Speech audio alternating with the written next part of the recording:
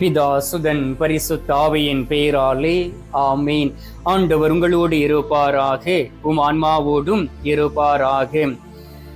யோவானுக்கு அருளப்பட்ட திருவழிப்பாடு புத்தகத்தில் இருந்து வாசகம். அதிகாரம் 2, இறை வார்த்தை 2. உன் செயல்களையும் கடின உழைப்பையும் மன உறுதியையும் நான் அறிவேன். தீயவர்களை உன்னால் சகித்து கொள்ள முடியாது என்பதும், திரு தூதர்களாய் இல்லாதிருந்தும் தங்களை அவ்வாறு திரு தூதர்கள் என அழைத்து கொள்கின்றவர்களை நீ சோதித்து பார்த்து அவர்கள் பொய்யர்கள் என்று கண்டறிந்தாய் என்பதும் எனக்கு தெரியும். ஆண்டவரின் அருள்வாக்கு. இறைவா உமக்கு நன்றி. கிறிஸ்துவுக்குள் பிரியமான என் அன்பு சகோதர சகோதரிகளே, நாம் அனைவரும் ஆண்டோடைய திரு சமூகத்தில் ஒன்றாக கூடியிருக்கின்றோம். எங்கெல்லாம் ஆண்டோடைய பிரசன்னம் இருக்கின்றதோ, எங்கெல்லாம் ஆண்டவருடைய வல்லமை இருக்கின்றதோ, எங்கெல்லாம் ஆண்டவராகிய இயேசு கிறிஸ்துவினுடைய மகிமை இருக்கின்றதோ, அந்த இடமும் அங்கு இருக்கக்கூடிய பிள்ளைகளும் ஆசீர்வதிக்கப்பட்டவர்களாகவும் ஆண்டவரால் தேர்ந்தெடுத்துக் கொள்ளப்பட்டவர்களாகவும் இருக்கிறார்கள். எனவே இந்த நாளிலே நமது நடுவில் வீற்றிருக்கக்கூடிய உயிருள்ள தெய்வம் நற்கருணை ஆண்டவரிடம் விசுவாசத்தோடு நாம் ஜெபிக்க போகின்றோம். அதற்கு முன்பாக அவர் நமக்கு கொடுத்திருக்கக்கூடிய அந்த வார்த்தைகளை நாம் பெற்றுக்கொண்டு அந்த வார்த்தைகளை சிந்தித்து அந்த வார்த்தையின்படி வாழ நம்மையே தயாரித்துக் கொள்வோம்.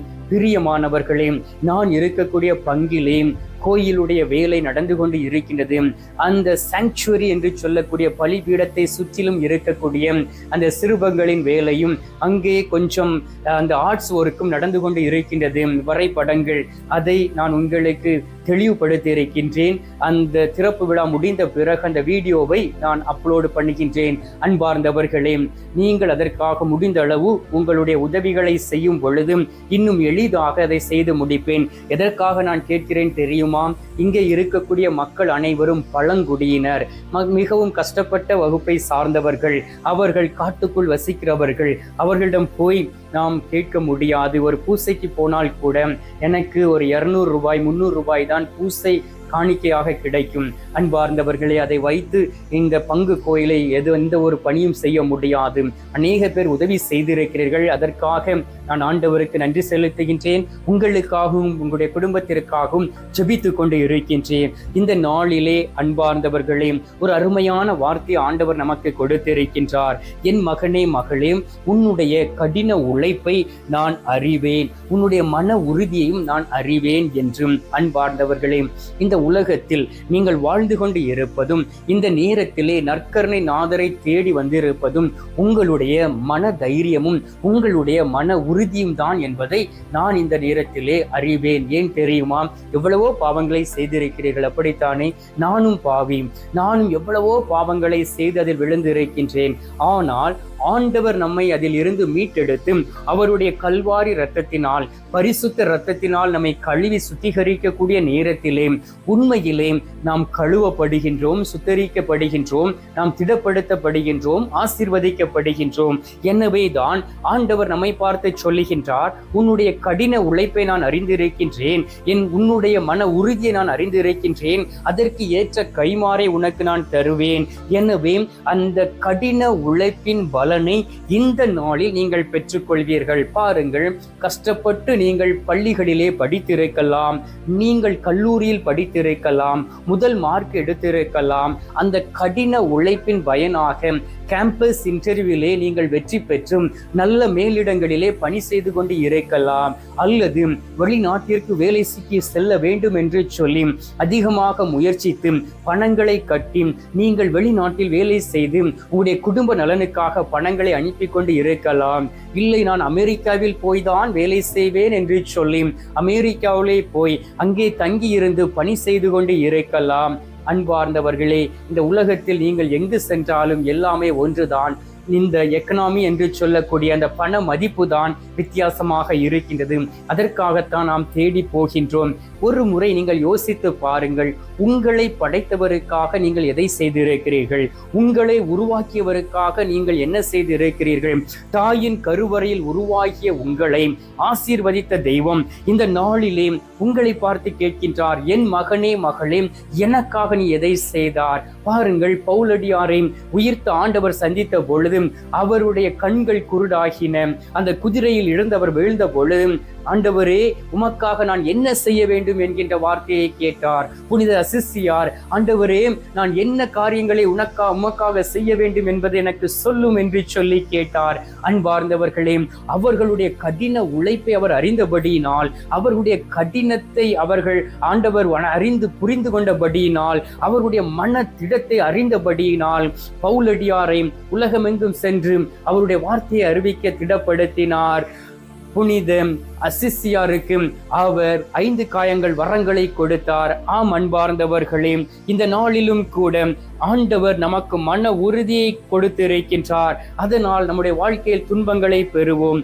திருவெளிப்பாடு 2வது அதிகாரம் 3வது வார்த்தை வாசித்து பாருங்கள். நீ மன உறுதி கொண்டுள்ளாய், என் பொருட்டும் எத்தனையோ துன்பங்களை நீ தாங்கிக் கொண்டுள்ளாய், ஆயினும் சோர்வு அடைவது இல்லை என்பதும் எனக்கு தெரியும் என்று ஆண்டவர் சொல்லுகின்றார். உங்களுடைய மன திடத்தினால் துன்பங்கள் வந்திருக்கலாம். அதான் சொன்னேன், சில பேர் உங்களுக்கு எதிராக தவறான கடிதங்களை எழுதியிருக்கலாம், உங்களை அவமானப்படுத்தி இருக்கலாம், கஷ்டப்படுத்தி இருக்கலாம், வேதனைப்படுத்தி இருக்கலாம், கண்ணீர் வர வைத்திருக்கலாம்.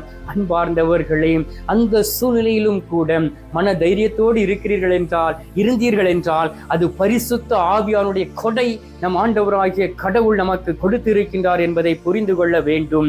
எனவே ஆண்டவர் நம்மோடு இருக்கின்றார். எபேசியர் 2:8 வாசித்து பாருங்கள். நீங்கள் அந்த அருளாலேயே நம்பிக்கையின் வழியாக மீட்கப்பட்டு இருக்கிறீர்கள். இது உங்கள் செயல் அல்ல, மாறாக கடவுளுடைய கொடை. அன்பார்ந்தவர்களே, கடவுள் நமக்கு இதை கொடையாக கொடுத்திருக்கின்றார். எத்தனை பேர் இதை அறிந்து உணர்ந்து இருக்கின்றோம். தான் குடும்பம், என் வாழ்க்கை, நான் மட்டுமே நல்லா இருக்க வேண்டும், எவன் எப்படி எக்கேற்கட்டுப்பட்டு போனாலும் சரி, எப்படி அழிந்து போனாலும் சரி, எனக்கு கவலை இல்லை, நாங்கள் மட்டுமே வாழ்ந்திருக்க வேண்டும் என்கின்ற தற்பெருமையோடும் தற்பெண்மற்றோடும் சுயநலவாதிகளாகவும் எத்தனை நாம் வாழ்ந்து கொண்டு இருக்கின்றோம் என்பதை கடவுள் அறிவார். பிரியமானவர்களே, உடைய குடும்பத்திற்காக ஜெபிக்க வேண்டும், உடைய குடும்பத்திற்காக உழைக்க வேண்டும், அது உண்மைதான். ஆனால் ஏழை எளிய மக்களுக்கு உங்களுடைய உழைப்பின் பயனில் இருந்து ஏதாவது கொடுத்திருக்கிறீர்களாம், நீங்கள் மற்றவர்களுக்காக ஏதாவது உதவி செய்திருக்கிறீர்களாம் என்பதை நீங்கள் ஆய்ந்து பார்க்க வேண்டும். ஆண்டவர் உங்களோடு தங்கிவிட்டார் என்றால் உங்களால் பெரிய காரியங்களை செய்ய முடியும், மற்ற மக்களுக்கு உதவி செய்ய முடியும், மற்றவர்களை மீட்டு எடுக்க முடியும். எனவே தான் எஸ்ஐயா 40:31 வாசித்து பாருங்கள். ஆண்டவர் மீது நம்பிக்கை வைத்திருப்பவர்களுக்கு புதிய ஆற்றலை கொடுக்கின்றார். நீங்கள் ஆண்டவர் மீது நம்பிக்கை வைத்திருக்கிறீர்கள் என்றால் புதிய புதிய காரியங்களை செய்ய அவர் உங்களை தூண்டுவார். அவர் உங்களுக்கு பலத்தை கொடுப்பார். கழுகுகள் போல் இறக்குகளை விரித்து உயரே செல்வார். அவர்கள் ஓடுவர், களைப்படையார், நடந்து செல்வார், சோர்வு அடையார் என்று சொல்லப்பட்டு இருக்கின்றது. பிரியமானவர்களே, சோர்ந்து போய் இருக்கிறீர்களா? உடைந்து போய் இருக்கிறீர்களா? கஷ்டத்தோடும் கவலையோடும் இருக்கிறீர்களா? என்ன செய்வது என்று தெரியாமல் இருக்கிறீர்களா? மனம் தளராதே என்று ஆண்டவர் சொல்லுகின்றார். கடவுள் மீது நம்பிக்கை வைக்கிறவருடைய கஷ்டங்கள் மாறுகின்றன, அனைத்து பிரச்சனைகளும் தீருகின்றன. ஏனென்றால் அவர் தரும் புதிய ஆற்றல் எப்பொழுதுமே பரிசுத்த ஆவியானுடைய கொடைகளோடு இணைந்து இருக்கும் என்பதை புரிந்து கொள்ள வேண்டும்.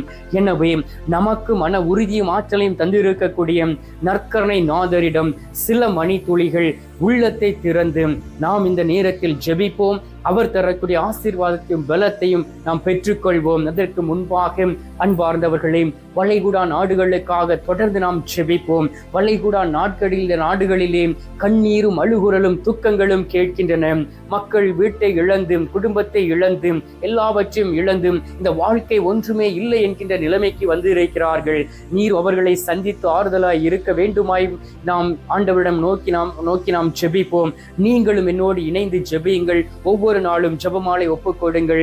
அமைதி அந்த இடத்தில் கடந்து வரட்டும். கண்களை மூடி சில மணி துளிகள் நற்கருணை நாதரிடம் அன்றாடுவோம்.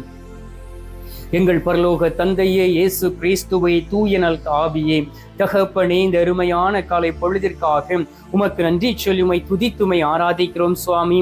இந்த காலை பொழுதிலே நீர் எங்களை ஆசீர்வதித்து எங்களுக்கு பலத்தையும் ஆற்றலையும் கொடுத்து உமது மகளாக எங்களை உருமாற்றி இருப்பதற்காக உமக்கு நன்றி சொல்லி உம்மை துதிக்கிறேன் சுவாமி. தகப்பனே, நீரே பெரியவரும் உன்னதருமாக இருக்கின்றீர். ஆண்டவரே, எங்களுடைய கடின உழைப்பை நீர் அறிந்திருக்கின்றீர். எங்களை வாழ வைக்கக்கூடிய தெய்வமாக இருக்கின்றீர். புதிய ஆற்றலையும் பலத்தையும் தந்திருக்கின்றீர். மனம் தளராதே என்றும் உமது வார்த்தைகளை கொடுத்திருக்கின்றீர். புத்துயிரை தந்திருக்கின்றீர். சோர்வு அடையாதபடி வாழக்கூடிய ஆற்றலை கொடுத்திருக்கின்றீர். அதற்காக இதோ மக்களோடு இணைந்து உமக்கு நன்றி செலுத்துகிறேன் சுவாமி.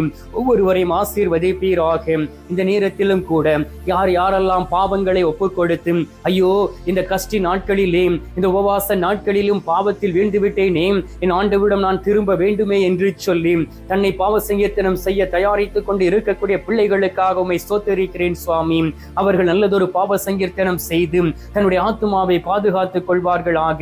இந்த நேரத்திலும் கூட வளைகுடா நாடுகளுக்காக ஜெபிக்கின்றோம். அமெரிக்கா, இஸ்ரேல் மற்றும் ஈரான் நாட்டை ஒப்புக் கொடுத்து ஜெபிக்கின்றோம். என் ஆண்டோடைய கிருபை கடந்து வரும்படியாகவும், மனமாற்றம் அடைந்து போர் முனைகளில் இருந்து வெளியிலே வர வேண்டுமாயும், உற்சாகத்தோடு மகிழ்ச்சியோடு வாழ்ந்து என் ஆண்டவரை மகிமைப்படுத்தக்கூடியவர்களாக உருமாறிட வேண்டுமாய் நோக்கி ஜெபிக்கிறேன் சுவாமி.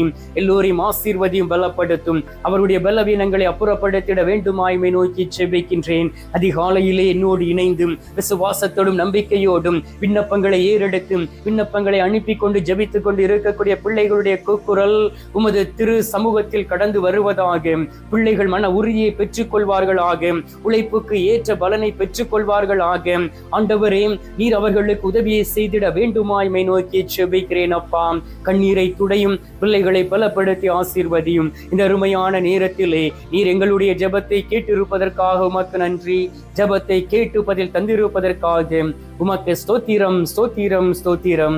மீட்பெரும் இரட்சகருமான இயேசுவின் திருக்கரத்தில் ஒப்புக் கொடுத்து எங்கள் தாய் கன்னி மரியாள் வழியாக ஜெபிக்கின்றோம். அன்பு தந்தையே, ஆமேன். பரலோகத்தில் இருக்கிற எங்கள் பிதாவே, உம்முடைய நாமம் அர்ச்சிக்கப்படுவதாக. உமது ராஜ்யம் வருக. உமது சித்தம் பரலோகத்தில் செய்யப்படுவது போல பூலோகத்திலும் செய்யப்படுவதாக. எங்கள் அனுதின உணவை எங்களுக்கென்று அளித்தருளும். எங்களுக்கு தீமை செய்கிறவர்களை நாங்கள் பொறுப்பது போல எங்கள் பாவங்களை பொறுத்தருளும். எங்களை சோதனை விளைவிடாதையும் தீமையில் இருந்து எங்களை ரட்சித்தருளும். ஆமீன். அருள் நிறைந்த மரியே வாழ்க, கர்த்தர் உடனே, பெண்களுக்குள் ஆசீர்வதிக்கப்பட்டவள் நீரே. உம்முடைய திரு வயிற்றின் கனியாகிய இயேசுவும் ஆசீர்வதிக்கப்பட்டவரே. அஜிஷ்ட மரியே, சர்வேஸ்வரனுடைய மாதாவே, பாவிகளா இருக்கிற எங்களுக்காக இப்பொழுதும் எங்கள் மரண நேரத்திலும் வேண்டிக் கொள்ளும். ஆமீன். பிதாவுக்கும் சுதனுக்கும் பரிசுத்த ஆவிக்கும் மகிமை உண்டாவதாக.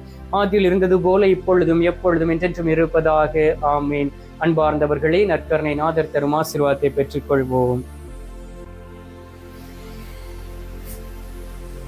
எல்லாம் அல்ல இறைவன் பிதா, சுதன், பரிசுத்த ஆவி உங்களை ஆசீர்வதிப்பாராக. ஆமீன்.